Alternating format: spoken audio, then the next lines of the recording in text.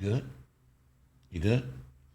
Hey, y'all, we're in a different space today because we got a different conversation. We talk about this stuff all the time, and we had to invite our boy to help break this down because we ain't qualified. We just expats.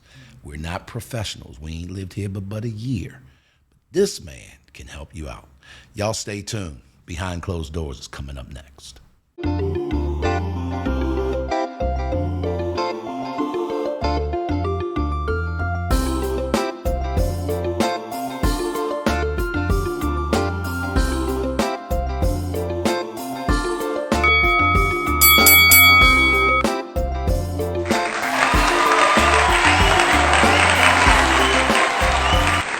Welcome, everybody. Welcome back to Behind Closed Doors. I'm Glenn P. Brooks Jr. I'm an author, I'm a speaker, I'm a coach, and I'm sitting here next to the lovely light skin Cherie A. Brooks Jr., author, speaker, and relationship coach, and sitting here next to... is Omar. I don't have all those titles. You got to tell them your You name. got to tell your title. You got to tell them your but you do have 4 names, or You gotta give 15 names. You got your whole name and what you do. You know, I'm not used to giving out my whole government out there to the internet. You know, that's... I'm just saying. No, I'm joking. So, I'm Omar Alberto Valencia, and I'm from Panama. I'm a driver, and I am not a relocation specialist. Listen, let me just say this. He's more than a driver. Omar runs a sightseeing touring company. And to be honest, and I want to tell a really quick story about how we met you. Cherie and I had been here. We'd just gotten here to Panama, moved here and everything, and maybe not even a month. And we were out at Albrook Mall, which ironically I can see off my balcony, right? So this is real weird. I just realized that. Not that I could see it, but that, you know, where we met Omar was at Albrook Mall because we called an Uber. And one of the things that you'll find out here about Panama, the Uber situation is a situation, y'all. But the thing that we loved about it was that this guy picked us up, young guy, kind of looked like us, you know, same complexion, the whole bit. And we was like, uh-oh. And then when he started speaking English and like really, really good English, I was like, wait a minute, hold up. This dude is different. And so obviously, you know, if you know me, the questions ensued. So we started asking him a bunch of questions, and then we found out some truths about Omar that he's going to share with you guys today. That was a year and a half ago, and he has become a part of our family. So a lot of times you guys will see him taking us here and there because we have vowed we'll never own a vehicle. But yeah, Omar, tell him a little bit about your experience. You were born here. Pick it up from there. Yeah, so I was born in Panama, Hospital del Niño, right over here in Cinta Costera. That's their version of Grady Baby for my Atlanteans, yo. I'm just playing. I have no idea what that means. But, yeah, I was born here in Panama. My grandmother decided to move to the States when I was about 6 years old. So I did middle school, most of elementary, and all of high school over there. When I was about 25, I decided to come back to Panama. And I've been here ever since. And, you know, met my wife here, so that kind of sealed the deal where I was going to be at. So. The thing that I love about it, and Cherie, you can chime in, what are we talking about today and why? Kind of get to the bottom line of a lot of misinformation that people are getting about Panama. The title of today's episode is Panama Myth Busters, Debunking Common Misconceptions About Panama. So we brought Omar here because, unlike us, we are expats, grew up in the U.S. We've only been here for a year. Omar has a unique experience because he was born here. His family is here. He has deep roots here in Panama. He lived in the U.S. for a number of years, but he's been back here the last 12 years. And so he truly understands the culture, and because he is Panamanian, he moves through Panama as a Panamanian, whereas we don't. And so he's able to address a lot of these myths because of his deep roots here and a true understanding of Panamanian culture that we're learning, but I don't think we'll ever understand it fully the way that you do. And we have stories we can tell about that and some of the terminology. And so to start off, let's start with some common myths. One of the biggest myths that I hear all the time is people think that Panama is not safe. And you've shared that people always ask you, is it safe there? Is it safe? I don't know what they mean by safe, but what can you say about that? When I first moved down here, that was one of the things I always got asked, like, is it safe? Why would you go back? This and that, all this, right? So safety is one of those things that is very relative to what are you comparing it to, right? So if I compare it to a place like, I don't know, Iceland, we never hear anything going on with it. I'm pretty sure they got their crime too, no? Right. You know, all these places that are supposed to be very, very regarded as safe, probably won't come up as being very safe. But they come over here all the time and they feel safe. So much that you have to tell them, like, hey, slow it down. You have to basically move with common sense around here. When you compare Panama, if I compare Panama, in my experience from when I lived in the U.S., I feel it a lot more safer.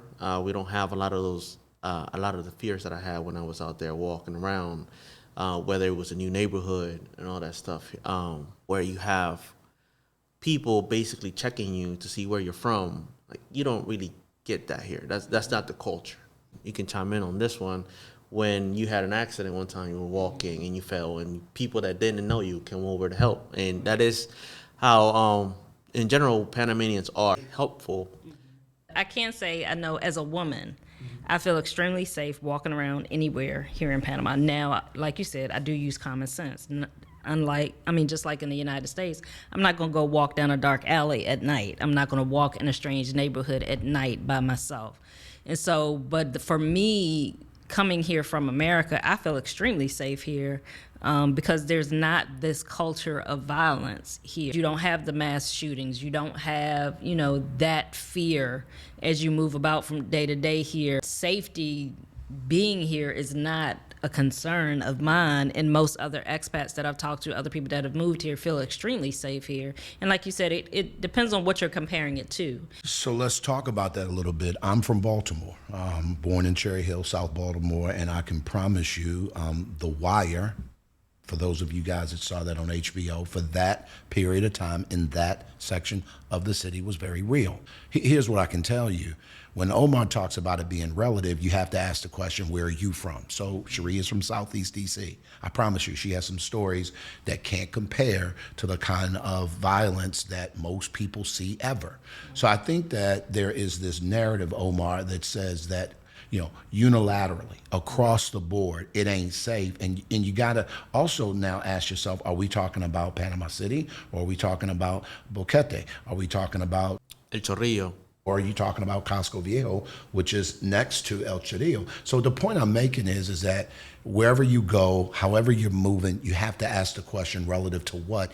And what I think we're trying to accomplish here is the idea of asking the question of someone who understands in real time, like, what that is all about. Like, they can actually give you some feedback on that. Myth number 2. So the next myth that I commonly hear and have heard is that Panama is an underdeveloped nation. It's a third world country, that people think that we moved here to live in a hut, that there's no running water, there's no electricity.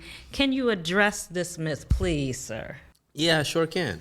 So while Panama does have a lot of tropical jungle, we do have a lot of green spaces. We have a lot of wildlife, we also have a very advanced metropolitan city, right? You can find all of the comforts that you're used to in LA and New York right here in Panama City. The same is not true for the rest of the country. Everything else has a much more rustic feel to it, I will say. But to say it's a third world country, I don't know. It depends where you're coming from, I guess. One of the things that, when you're in the U.S. and you grow up in U.S. culture, and you can attest to this even growing up in Delaware, Omar, when we look at TV and when we see what is associated as third world countries, we're seeing places that not only are underdeveloped, but there is almost no infrastructure. right? None. There is no running water. There's no electricity.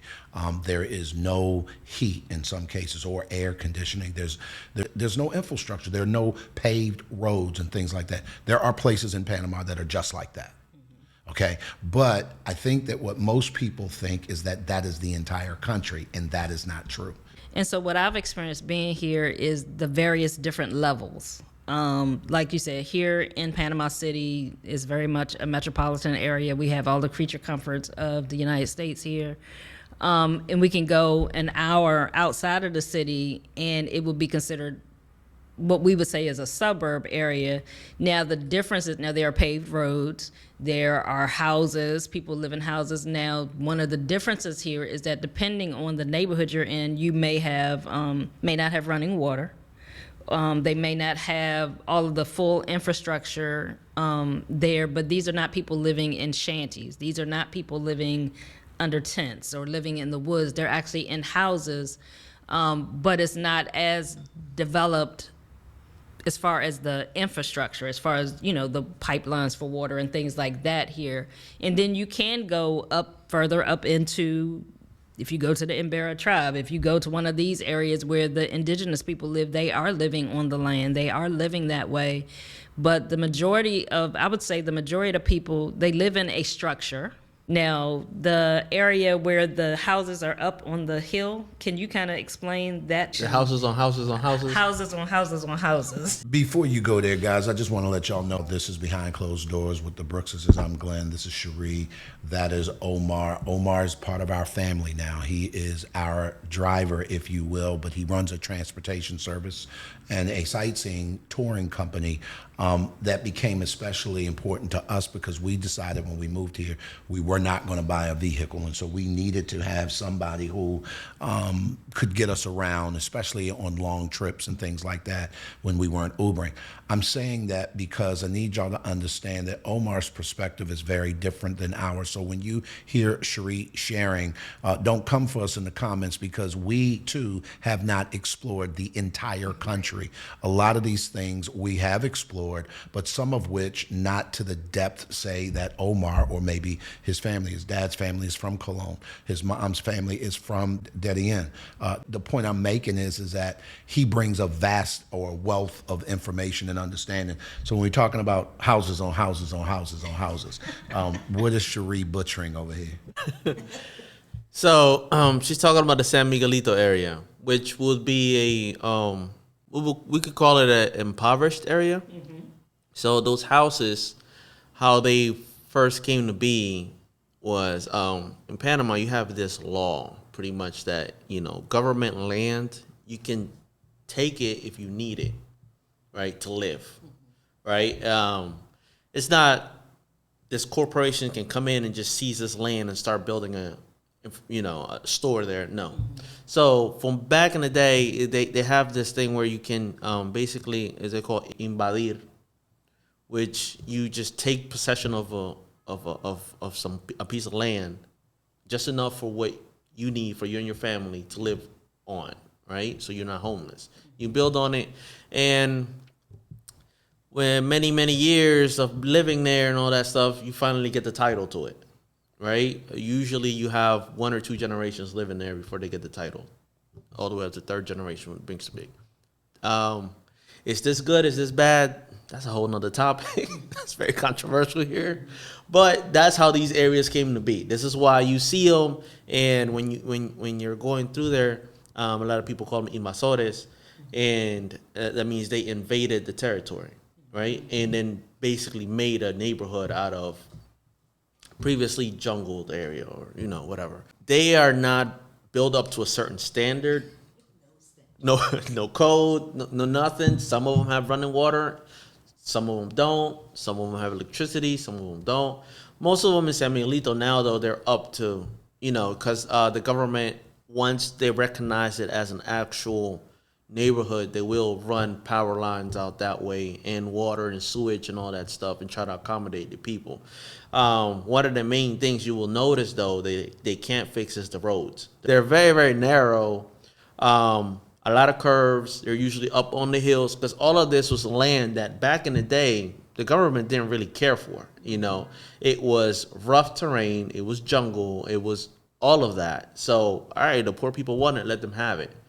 Nowadays, this would have been prime real estate.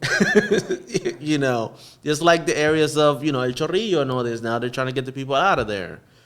That's how these neighborhoods came to be, basically. And it keeps happening. If you go out the city to areas like Barro Blanco and all that, you'll see these makeshift communities that are just starting. Like they have dirt roads, they have little shanties, they start as shanties. And then once the government gives them their title, they'll start to actually build a house on it. So just for clarification, this was a law that was in place for Panamanians, yes. My fellow expats. You're not coming over here, finding a plot of land, and just plopping down on it and building a house. That does not apply to us. I just want to make sure that's very clear. We are not saying you can just come to Panama, find a plot of land, and build a house. That is not. Let me just say that again. What we are not saying... The Panama government is not allowing you to just come here, get a plot of land, find an empty plot of land, plop down on it, and build. That was something that was in place for Panamanians. And the benefit of it is, and Omar touched on this briefly, is that there is a very low population of homeless people here in Panama because the government allowed these provisions for Panamanians to be able to homestead, to be able to build on the land, to be able to have their own place so they're not on the streets. You'll see a few homeless people here and there, but it's nothing like in the United States. If the U.S. would take all of the abandoned buildings and let the homeless people live in it, it would get them off the streets. And that is a great clarification because, don't think you're just going to come over. It only applies to Panamanians. You got to have your citizenship. Also, you have to be able to show that you cannot afford to buy the land, your own land. So, it's not like, oh, I got my citizenship, so now I'm going to go ahead and invadir a terreno. No, it doesn't work that way. But it's ingenious that the government provided that provision so people aren't on the streets. As much as it may not be to my standard of living or even your standard of living, it provides them housing. Right. And that's a great thing. Now, also, not every single one of those homes are invasores. Not all of them. But a large portion of them, at least in like areas like San Miguelito and all these areas over there that are known to have a lot of impoverished people, that's how they started. But by now, most of them have received their titles, their actual, neighborhoods, but it's just not the greatest. So Cherie and I did a episode on Panama May Not Be For You, and if you get a chance to go check that episode out, I think it's the one that aired right before this one. A lot of times the misunderstandings or the misconceptions is that, Panama is not an entire country. Guys, Panama is not an island. It is not a peninsula. It's an isthmus. Go look that up. I'm not going to give you a geography lesson. Why am I saying this? Because if you're not careful, you will move on information that isn't true, or you'll move on information that you heard of someone who's quite frankly either never been here or they have lived here for so little time. There's no way that they would know experientially what that really is and why it is. And so why are we saying this? Cherie and I relocated here almost 18 months ago now for the express purpose of her really getting a handle on her mental health. One of the things, and I think it's a healing property here in Panama, is that this is a place where peace lives. Like across the board, people they are peaceful people. They live and let live. Don't get me wrong. There's arguments. People have issues. People go back and forth. But relative to most of the bigger cities, particularly around the world and in the U.S., you just don't feel that sense of, like that thing that says, you're not welcome here or you're in my way and all of those kinds of things. It just generally doesn't happen. Cherie, I know you got a couple of more questions, and we're just talking about busting the myths really of Panama and Panama living. So another common myth that I've heard is that you can't get imported items here or your familiar items from the United States here in Panama. Can you address that? Well, it really depends on the item that you're talking about, but almost everything that you can get in the U.S., you can get it here. You will find though that electronics tend to be more pricey, a little bit more expensive. Not a whole lot more, but just a little bit more expensive than what you will get them in the U.S. Or what you will really find a lot of times is that, let's say, a item that you were looking for, they have like the entry level, the medium price range, and then the high price range. They'll sell you the entry level one for the price of the medium out in the U.S., right? You'll find that a lot, and that's all because of the import prices and all that stuff. But here you can get pretty much anything that's sold on Amazon. You can get it brought to you to your door if you got the right connections, the right, you're using the right service. If you're using the right service, with a ship forwarding company to Panama, they'll bring it right to your door. But I can't get stuff mailed to me here in Panama. That's another myth. Because explain the whole address. Yeah, the same thing. You will just use a mail forwarding service. So while it is true, we do not have a national. Well, we do, but it sucks. National, postal service. Because we really don't have addresses in the traditional way like U.S. does, and even Canada does, and all these other places. But we do have an address, but it's not used as much. If you're getting something delivered, usually you're communicating with that person through WhatsApp who's doing the delivery. You're sending them your location pin, and they're coming to drop it off to you. You're giving them a general description of where you live at. Like I said, I'm in El Cangrejo, and my house is next to the Veneto Hotel or something like that. If it's a building, if it's a house, you give them the house number. But if you will find, most houses do not have their house numbers on them.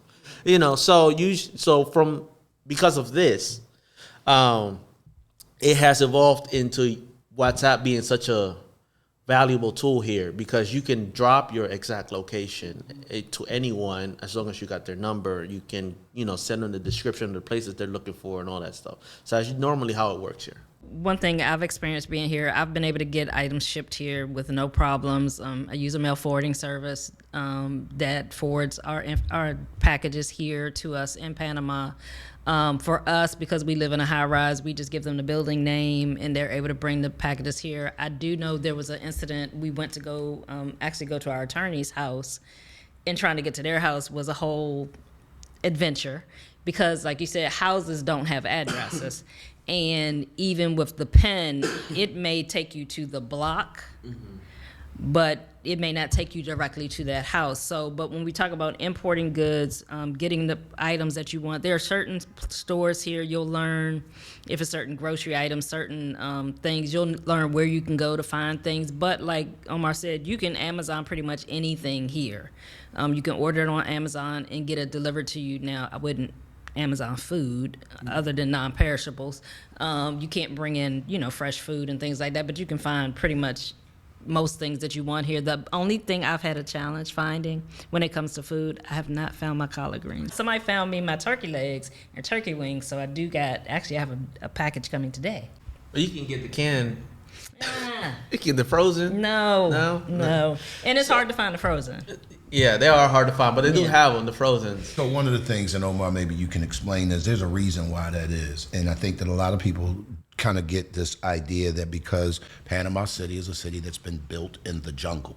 So because of that, it's green everywhere. We don't have changes of seasons, so you don't see the colors, but it's green everywhere. There's vegetation everywhere. There's vegetables and fruits that grow wild. And so the question becomes, why can't you find collard greens, or why can't you find kale and vegetables? And one of the things that I found out is that the Panamanian culture, their diet doesn't include them. So it's not that they don't grow here or that you can't always get, and there are some things you flat out can't get here because apples don't grow in this climate. I mean, obviously you can get them imported, but there are a million things like that. But the point I'm just trying to make, Omar, is that I assume that because of all the vegetation around, it's like, what do you mean they don't have asparagus or broccoli? Like really? Yeah, there's certain vegetables that you rarely get in the U.S. that you don't get here. Like one of them I was trying to find a squash, but it was a specific type of squash. I'm forgetting the name of it. I think I sent it to you, and we just couldn't find it. We found the butternut squash. We found another type of squash. dealing with you guys, I've learned a lot more about vegetables than I've ever in my life. I generally do not really eat vegetables like that. That is the truth. We really don't eat a lot of vegetables. Like our staple, the main thing is rice, and everything is served around rice. And you have like lettuce and tomatoes and things like that. But like a wide variety of other vegetables like cauliflower and things like that. Like normally people don't eat that here. Right, and I think that that's probably a big part of it because you can import pretty much anything here. You got to remember the Panama Canal is here, so everything comes through there. But a lot of the reason why you can't find certain things is because it's not a part of the Panamanian diet. Going off topic here, we should have do one of the myth of the Panama is cheap. Everybody says we should probably add that one on there. Just a side note. Hey guys, listen, would y'all like to hear about how the living expenses are? Put yes or no in the comment. Here's what we're gonna do. We're gonna keep talking and we're gonna end this show for you today, but we're gonna come back with a part 2. And we're going to talk a little bit about that as well. So we're just going to kind of continue to talk a little bit about some things that we probably should share and let you know. But we're going to jump into that on the next episode, guys. And we're going to talk about prices, rental areas, what you can and cannot expect. So y'all stick around for the next episode of Behind Closed Doors. But I just want to just say thank you for joining us. We have heard too many horror stories of people who have, heard one thing and experienced another. And I just don't think it's necessary. At the end of the day, here's what I know to be true. You can't get to any place of significance by yourself. And the reason is we because we all need some help. Y'all be good, and we'll see you on the next episode of Behind Closed Doors with the Brookses.